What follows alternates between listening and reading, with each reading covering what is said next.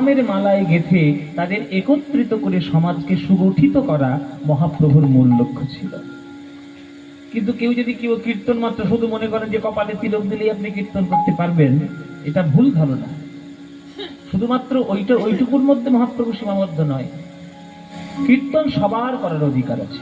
মহাপ্রভুর দলে, মহাপ্রভুর কীর্তনে মুসলমান ধর্মের, ইসলাম ধর্মের চাঁদ কাজীও ছিল, হরিদাসও ছিল, আবার ব্রাহ্মণ সমাজের সার্বভৌম ভট্টাচার্যও ছিল, কেশব কাশ্মীরিও ছিল, শাক্ত সমাজের চাপাল গোপালও ছিল, কেউ বাদ যায়নি। সবাইকে নিয়ে মহাপ্রভুর প্রেম রাজত্ব। এই হরিনাম সংকীর্তন আমাদের জনে জনে দরকার, এই কারণেই সমাজকে সুগঠিত করার জন্য। মহাপ্রভুর ইতিহাসকে, আমার চৈতন্য মহাপ্রভুর ইতিহাসকে ছেলে মেয়েদের মধ্যে আরো বেশি করে সঞ্চার করার দরকার, যেটা হয় না, হচ্ছে না। কেননা মহাপ্রভুর